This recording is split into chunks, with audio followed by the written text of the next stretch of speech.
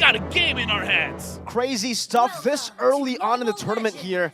Game number 2, match number 2. And it is already some big picks. The Hilda, the Zask, like you mentioned. But it is going to also be a Purify on the Moskov. We're used to seeing the Inspire nowadays, but it does seem like for Bobe, the mid lane, he will be kind of struggling, at least early on. Fangor doing a lot of damage together with Cottage. And now, good knock up over. No, to Trey Fangor going into the turret, now taken down. First blood for the Zask. It's T2K. Well, this is the good thing because you don't always go up against the Zask, right? So you have no idea the power spike that he has, and the fact that he has the war cry means that he has additional 8% more damage. So perhaps Fangor didn't put that into consideration. 8% is a lot, especially during the laning phase. And now he has even more penetration on his hands. I mean, at this point, right, at the early game, you're supposed to get a lot of mid-prior so that you can rotate over towards Yahiko. But at this point, Yahiko, you can see in the jungle, he's just free farming. Up against a Hilda, this is definitely not what we expect. The Link should be bullied in the jungle by the Hilda. But at this point, man, Yahiko will just continue to farm up. Level 4 already in the first minute of the game, and he will be able to match up with Mashiro. But again, Ling will be able to clear out faster. If he continues to do this, he'll be able to outfarm and outscale that Fredrin. To be fair, I still believe that the best time to invade someone's jungle is after the second turtle, because again, the first 2 minutes, you're going to receive a lot more damage, so perhaps you want to play a little bit more safer in that way. So I feel like it's still okay, but if he dies 2 more times after this, that invade is going to be pretty rough. The first turtle, Brute Force has to secure it. Don't give it over to T2K. All right. First turtle being started up by Mashiro. Brute Force is what they like to go for, mutual objective battle. But look at the setup coming down. T2K actually have the better setup. Not for Apex, though. Fangor dealing a whole lot of damage. Masara with the penalty zone, locking him down. Mashiro's still going to be able to find the Retribution. Now going to be knocked down by the Tempest of Blaze as he gets slain by the Zask. Still on the Dominator's descent now, looking for another kill. But Kojix goes in, and that's going to be the Farago armor, taking down Bobe. No longer in the Dominator's descent as Yahiko dives forward, has the Defiant Blade. Bobe going to be taken very low. Fangor chasing him down. That's a double kill for Marvin. And now it's just Yahiko without a purple buff, able to pinch poise away, but Fangor wants to go for the chase. Defiant Blade defensively, and Fangor has successfully zoned him away, but he'll still be able to go to the purple buff. No turtle for T2K. What did our reporters say? What did they do in the early game? Team fight. Team fight. And that's what we saw for both teams. And it's as even as can get. Even though, sure, the first kill went over to T2K, so technically it's a 2-3 trade, but still, in terms of the score, it's 3-3 right now. And I feel like Fangor, he made it up. It's like, sure, he died for his blood, but now he has 3 assists, and now he wants to go for Witch. Oh no, he already used Battle Mirror Image. Now they go in, but the Blazing Duet saves him together with the Tyrant's Revenge. Good rotation over by Apex. It does seem like for now, Mashiro will still be able to even out that lead against the Ling. Now we got to look at the goal difference here, because we got to look at Yahiko, really. Not much has changed, because Mashiro has 2K, and he only has 2.1K.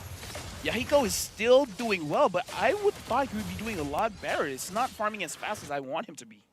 Slowly but surely for both these teams trying to go for the scaling, but so far the winning matchup in the Moskov has been doing a bit better. The Retribution used up by Yahiko to secure that creep in his own jungle, which forced Root to use the Battle Mirror Image back again. Now, onto the waves, we'll still be able to soak in that gold cannon minion. And what does the items say? It shows that the Hilda is going to go for that Sky Piercer. He's an official SPA Fangor, the Sky Pierce abuser. And now it's... Is it going to be done by the second turtle? Hold on. Looking at the items here, I feel like once the turtle has been secured, that you do have it. So after the turtle, it might be the time where Brute Force wants to take a fight. And again, after this turtle, they can go for the jungle invade. Oh, if he had it, he would have taken Witch down all alone in the bottom lane. Apex charging into the Tyrant's Revenge, able to catch only onto Marvin. Now a good time by Mashiro. Trying to look for an angle to go for the last hit on the turtle. He already used the first kill now. That's an Razor's Wrath combo together against Apex, who steals it away. Marvin blows Apex up with the last Insanity, and now they get locked down by Kojik. It's now Yahiko who gets a trade back. It's a 2-for-1 in favor of T2K. They didn't get the turtle, but they will be able to get some hits onto the turret gold. But so does Black March up top. Yeah, Marvin is able to get his War Axe, and Yahiko is able to get his first item as well. So now we're starting to see a little bit more aggression coming in from both teams. But look at the Moskov here. Black March was able to get free farm, same as Witch. So for both teams, let's look at Witch. Vanguard still does not have... Okay, now he gets it. Imagine, if he got that turtle, he wouldn't gotten it. And look at this, even in the XP lane, Black March has been farming like an absolute monster, LaFell. He is level 8. Which is level 7. Took me a while to look for his name. But either way, Monster Up now having the Dominance Ice means he can deal with the Moskov. I feel like Monster Up could probably go for an early Blade Armor just so that he can actually deal with Black March and make sure that he gives enough space for T2K Esports to actually deal the damage. Apex is charging in. Looks like he finds Vanguard. Revenge and the Rage now used up. Now the Blazing Duet will be able to take him down, but Vanguard does a little bit more damage over towards Witch. Still able to go for the Battle Mirror Images. Black March joins in the defeating team fight now, pinning 2 members down. Straight into the Appraiser's Grab, but in the back line, Bobby with the Dominator's Descent gets rid of Black March. And T2K, they were definitely trained to kill and to team fight. Yeah, and this is what they do. They team fight. Now Witch has the Demon Hunter sword, so he deals much more damage. Looks like the Valentina is trying to clear it up. It looks like going in, misses the ult. Stolen penalty zone. No flicker committed just yet. Now with the flicker, Bobby flickers as well. Back to the turret. Not enough to save him, but now it's going to be Monster Up. Swinging the hammer down onto Kajik. Very, very low. Witch getting that first kill. Now backing up with the Battle Mirror Image. Is very, very low. Kajik still able to survive as Apex charges into Tower's Revenge. Unable to find Fangor. That movement speed just juking him away with the sprint. Right now we're looking at the items here, and I kind of feel like the Moskov having just one item compared to, oh no, it's still the same one item on the Claude. Looking at the EXP as well, looks like Monster Up is going for a magic resist item after this, perhaps the Tina Shield. But again, I kind of feel like looking at the damage coming in from Kojak, maybe he could have delayed it a little bit, but you know what? All's fair. Penalty zone locking him down. Kojak all alone in the mid lane, and it's a pickoff. T2K getting the trade now, looking to go for the turtle. Mashiro on it, gets the retribution. Babe Dominator's Descent, but Mashiro just gets out of it, and Babe is forced back again. Yahiko was all the way in the bottom side of the map, trying to go for a trade perhaps, but now will be forced back into his own jungle. We got to talk about how even this game is. Yeah. Look at the gold. The gold is the same. In terms of kill, it might as well be the same. 6 to 7, not really that big of a difference. We see the teams, both teams, are not shying away from a fight. Yo, they're meta. Marbin, brute force. Not breastplate.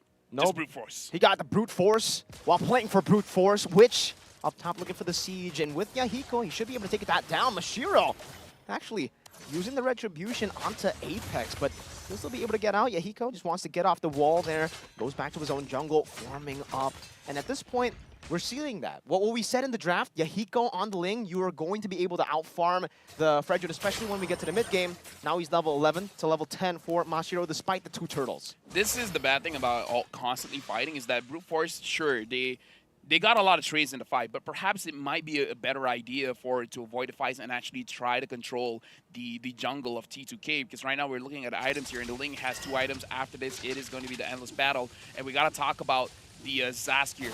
Having the Glowing Wand, having the Divine Judgment makes it so that he can deal with tankier members. So it looks like Bobby's job is actually to handle Mashiro as well as Marbin and Vanguard. Apex. Stannis Revenge looking for that bush. Doesn't go through. What happened in top lane? Black March together with Fangor. Yahiko caught all alone, and they might be able to go for a tier 2 turret with Mashiro already placed into the jungle of T2K. That's a free trade. That's a free pick for brute force. I mean, I guess it doesn't matter if Yahiko got a lot of farm. Just kill him. Just kill him. It's that simple. Simple. Brute force. Brutal. Legendary. Force. Simple, brute force, legendary. There we go. There we go. It's easy. Just get a kill. It's not that hard. It's not that hard. They definitely made it look easy up top. I really wonder what exactly happened there. But Marvin, we're trying to open up the map, goes in with the fire. Apex stunning him up, and Witch is dealing a whole lot of damage at this point of the game. 9 minutes in, Apex still going to be burnt down. Marvin doing the same towards Apex, just shredding him down, forcing the regen out. And Yahiko. All right, now a big question. Yahiko's farmed up. He's a level ahead, or was a level ahead, but can he 1v1 the Hilda?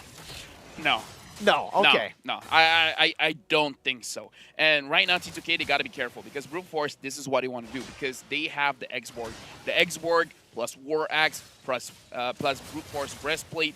he wants to play for the long game, right? He wants to chip you down as much as he can and then giving a lot of space for the Fredrin to go for the Lord. Because you got to think about this. If Yahiko steals the Lord, it might seem good for T2K, but then Brute Force can just come back and go for the kills. Oh, they're forcing it down. Mashiro is going to be zoned away. Jumps into the taunt now. Masarap going to be caught in. And Apex goes in for the damage. Dominator's descent as well as zone him away as the last insanity gets popped in. Masarap will be blown up. Now Temps of Blaze as Yahiko secures the Lord, which instantly backing away. And Yahiko is going for a few more kills. T2K with a massive advantage, only trading their XP for that big Lord. And Yahiko will continue over to take that purple buff away from Brute Force. Brute Force, they were a little bit all over the place, where if they chose one target at a time, perhaps they could have won a team fight. But the fact that they're spreading out their resources, making it so that everyone is low, but not low enough to get killed. Brute Force was the one on the losing end on that one, especially because I feel like they got hit by the Lord quite a few times.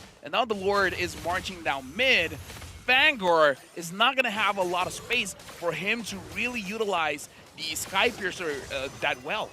Okay, Temple the Blade used up. Konjik still able to flick around now. Oh, that's going to be a great revenge over to catch Fangor as he tries to go for Yahiko. That's going to pin down the Blaze into it, from which will force them back. Black Mark's going to be caught by the Dominator's descent, and you can see how impressive Bobbit is just utilizing that. Mashiro almost gets shredded down, and they are able to get rid of the tier 2 in the mid lane, but it's just that for now. Yahiko now shoving the wave up top as they get rid of the other wave in the bottom lane, trying to get some more value with the first Lord. Meanwhile, Apex trying to go for a cheeky little pick there, but Black Mark is able to use that Spirit of Misery to fend off Yahiko, taking a few turret shots, almost dying, almost getting punished up top.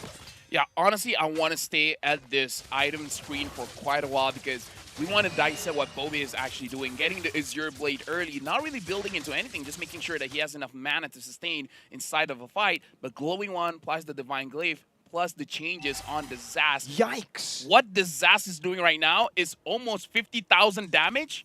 It's almost double of the Claude. Like, how much damage can you do with the burn from the Glowing One, with the penetration coming in from the Divine Glaive? You got to talk about how the changes now. Zas from before wants to ramp up, right? With more attack speed coming in from the Inspire plus the Feather of Heaven. That's a strong Zas, but nowadays you don't need that. You just need straight up damage because on hit now, there's a lot of CC. There's slows, there's stuns. So, not stuns, but it's like it's slow enough that it makes you feel like it. So, controlling the front line, making sure that Mashiro is not really a factor, Marbin not really a factor, and Fangor as well. Holy Crystal, just as you were talking about, you know, the pure damage for Bobbit, for Zask, he was already dealing 50,000 damage throughout the 12 minutes. Whoa, 7 the Blades. Just to clear out the wave. Oh, walks up. Oh, man. Oh. You definitely had to hold your breath for that one. He could have walked in straight into a Moskov and a Hilda. Definitely not what you want to walk into. But Bobbit now, holy Crystal. We got to put this into perspective.